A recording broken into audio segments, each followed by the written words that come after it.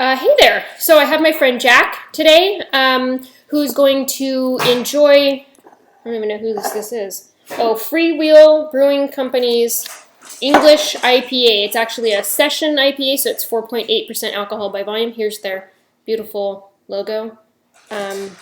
So this will be great, I think. And this is my other Hopsy beer that I can't open. Okay, there we go. Which I'm super excited about. Thank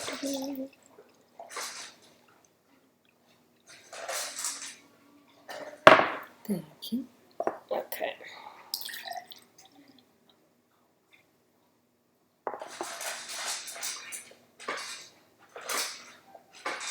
A little bit more for you. Okay. So I've never had Freewheel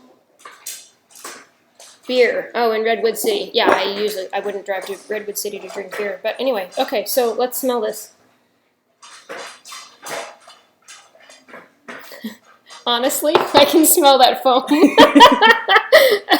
Okay. We got, it's a secret, so don't tell anybody, internet. But we put googly eyes on everything in my parents' house today. And part of it was like this stick-on foam. This is hair, I think. Anyway, it smells really bad. That's all I can smell. Okay, so trying to concentrate on the beer. It's beery. Almost smells like grass. Do you smell grass? Do you smell foam? Mainly foam. Mainly foam. All right. Anyway, so I guess it doesn't have a terribly strong smell. Color-wise, I don't think you can see very well from my perspective. It's a nice golden brown and a little hazy, which is lovely. I like hazy beer.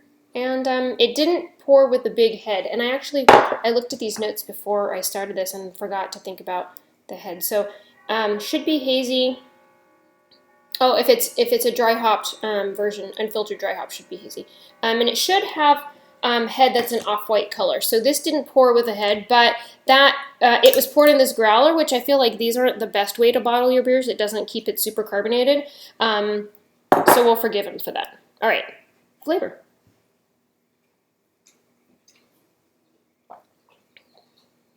Yeah, this is good. I really love brown ales. I like English IPAs a lot. It's so roasty. Yeah, it's interesting. You know, American IPA is really citrusy and or piney, resiny, and it's almost to the point where you're like, oh God, I can't drink this. And you have to take smaller drinks, or at least I do. I get wimpy about it. But this has like hops in it, and it's bitter at the end, but not like face punchy bitter. It's just, I like English hops a lot. Yeah, this is drinkable. I don't usually like IPA all that much. Still has a little bit of a grapefruity flavor kind of in the middle, but it has it goes away and then you're left with a clean bitterness, but in the beginning is kind of malty and almost sweet.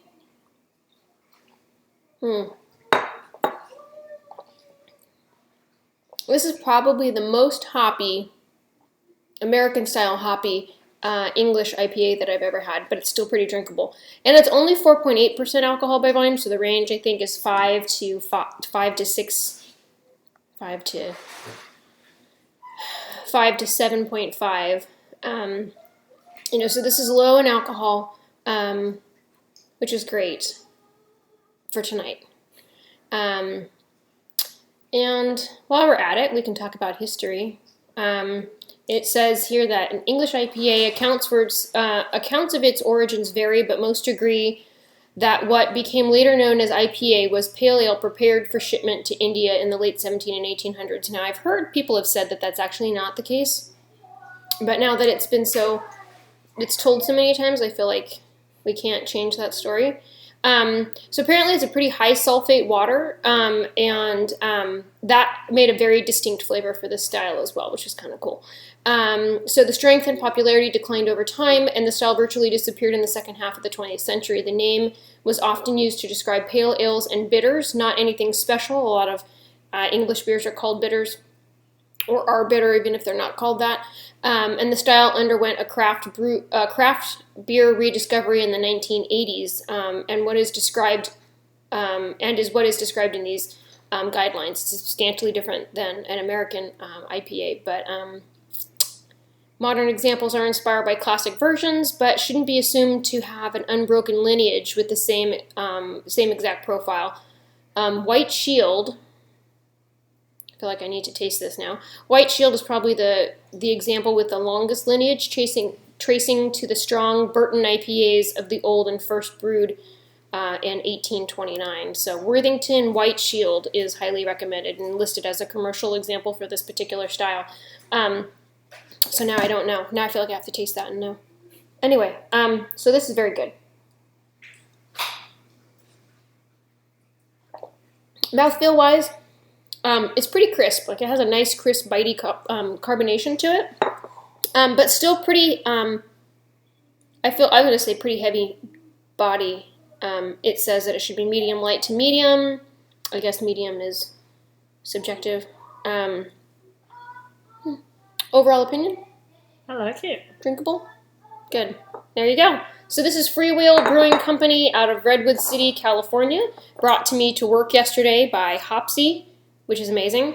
There you go. If you have tried this before, share with me where you were able to find it for those that are coming after you, and let me know what you think. Thank you so much for watching. Have a good night.